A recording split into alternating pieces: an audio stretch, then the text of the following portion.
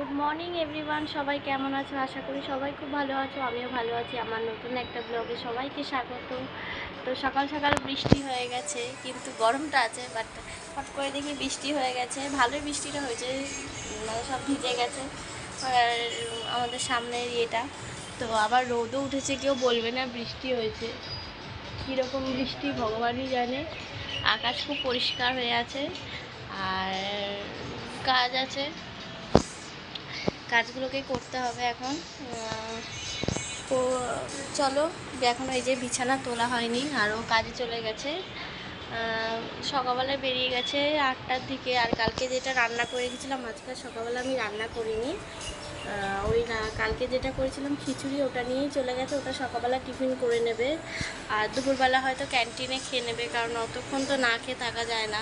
আর আজকে আমার শরীরটা ভালো লাগছিল না বলে আমি ওকে টিফিন কিছু করে দিতে, মানে দুপুরের রান্নাটা, মানে লাঞ্চটা আমি করে দিতে পারিনি, দুপুরের খাবারটা, মানে যেটা নিয়ে যায় টিফিন। তো ওই জন্য খিচুড়ি নিয়েও চলে গেছে। আবার তো খিচুড়িটা খেলে কি পেটটা ভরা থাকবে, অতটা অসুবিধা হবে না আশা করি। আর শরীরটা আজকে ভালো না, নাহলে আজকে কলেজে যাওয়ার কথা ছিল, তো কলেজে যাব না, শরীরটা যেহেতু ভালো লাগছে না। তো চলো কাজগুলো করে নিই আস্তে আস্তে করে। আর তার মধ্যে আমার শাশুড়ি আজকে মাছ নিয়েছে, তো প্রথমে নিচ্ছিল না, তো তারপরে বললো যে তুমি কি কলেজে যাবে? আমি যে হ্যাঁ। বললো তাহলে নেবো না। আমি যে কী মাছ? বলছে লোটে মাছ। আমি যে না, কলেজে যাব না, শরীরটা ভালো লাগছে না। তো বললো, ওই জন্য বললো ঠিক আছে। তো চলো ওই রান্নাটা করে নিই। রান্নাটা করার সময় তোমাদেরকে শেয়ার করার চেষ্টা করছি, আর পরে আসছি তোমাদের সাথে আবার কথা বলতে। আর সকালবেলা টিফিন এখনও কিছু করা হয়নি, করব। তো চলো আবার তোমাদের সাথে পরে কথা বলছি। তো বন্ধুরা, আমি এতক্ষণ কাজ করছিলাম। আমার তো ভাত খাওয়া হয়ে গেছে। ও তোমরা জানো না, তোমাদের সাথে শেয়ার করতে পারিনি। ভাত, ডাল আর আলু সেদ্ধ দিয়ে টিফিন করে নিয়েছি। আর হচ্ছে তোমাদের এই আমার কাজগুলো, মানে ডাল, আমার শাশুড়ি ডাল আর ভাত করে দিয়ে গেছিলো, তো ডালে ফোড়ন দিলাম। আর হচ্ছে লোটে মাছ রেখেছিলো, লোটে মাছটা এখন করলাম, করে এখন যাব স্নান করতে। 12:30 বাজতে চলছে। চলো কাজগুলো করে নিই। বাবা আজকে একটু রেস্ট নিয়ে আছে, বৃহস্পতিবার, আবার পুজো আছে। তো চলো আবার পরে কথা বলছি তোমাদের সাথে। তো বন্ধুরা, তোমাদেরকে আমি দেখিয়ে দিই কী কী করলাম, বললাম মুখে। চলো তোমাদেরকে দেখাই ব্যাক ক্যামেরা করে। এখানে লোটে মাছটা হচ্ছে, সবে দিলাম। আর কার কার লোটে মাছ খেতে খুব ভালো লাগে আমাকে কমেন্ট করে জানিও। আমার তো ভীষণ ভালো লাগে, আমার তারপরও দুজনে, মানে খুব ভালো লাগে। লোটে মাছ হলে আর কিছু লাগে না। লোটে মাছ, আচ্ছা এখানে ডাল, আর এখানে তো ভাত আছে জানোই।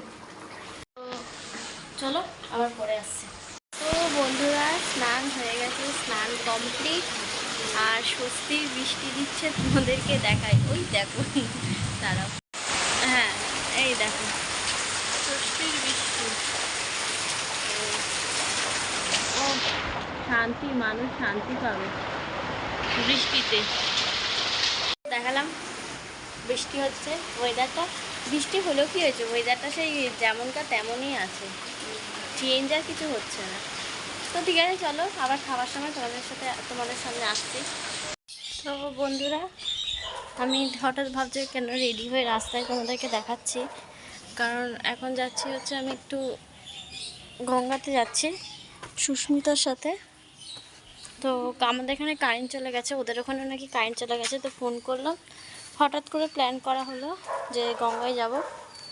তো ওকে আমি ওর থেকে পারমিশন নিয়ে নিয়েছি। বাপনকে ফোন করলাম, বাপনের ফোনটা সুইচটা। তো চলো যাই, ওখানে গিয়ে আবার তোমাদের সাথে দেখাচ্ছি।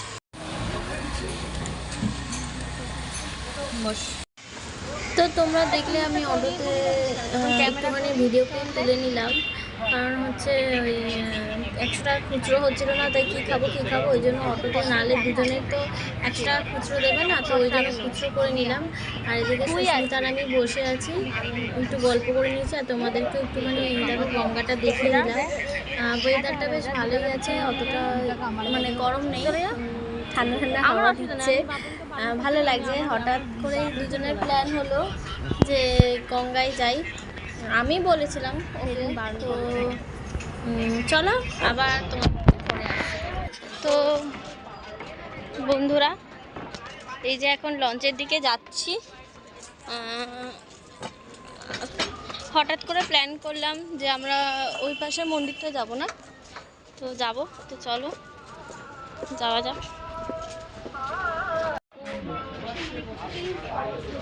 তো বন্ধুরা, এই যে আমরা লঞ্চে বসে পড়েছি, ও আর আমি দুজনেই আছি আমরা। এই দেখো গঙ্গাটা, চলো তোমাদেরকে দেখানোর চেষ্টা করব। তো হঠাৎ করে ঠিক করা হলো যে বসে কি করব। তো অনেক দিন ধরেই বলছিল যে একটু ওই পারে যাবে, মানে কোন নগরের একটা মন্দির আমাকে দেখানোর আছে, কোনোদিনও যাইনি, ফার্স্ট টাইম গেছি। তাই যাচ্ছি, আর তোমাদের সাথে একটুখানি শেয়ার করে নিলাম। মানে বেশ ভালো লাগলো, একটু অন্যরকম। আর যে মন্দিরটায় আমরা গেছিলাম, ওই মন্দিরটা হচ্ছে বলতে মানে বাঙালিদের না, নন বেঙ্গলিদের, মানে আর ওখানে বিহারিদের। তো না না, নন বেঙ্গলি, বিহারি নয়, মানে তোমাদের ওই হিন্দুস্তানিদের, মানে ওই জায়গাটা বেশ খুব মানে এমনি মন্দিরটা ভালো, কিন্তু ওদের ভাষাটা ওরকম বোঝা যাচ্ছে না, খুব প্রবলেম হচ্ছে। তো চলো আবার তোমাদের সাথে আমি পরে কথা বলছি। বন্ধুরা, ফাইনালি চলে এসেছি শ্রী রাজেশ্বরী সেবা মঠের সামনে। তোমাদেরকে দেখাই কোন নগর এটা, চলো।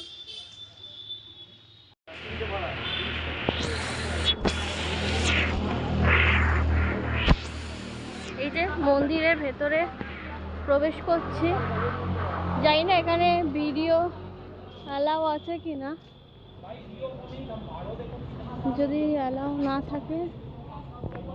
ও, তো বন্ধুরা, ভিডিও করতে ভেতরে অ্যালাউ করেনি, তো আমি এখানে ভিডিওটা করছি, তোমাদেরকে আগে ভেতরটা দেখাতে পারছি না।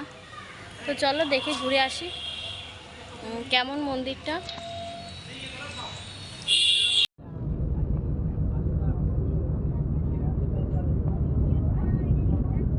Mister Bapan, Mrs Susmita,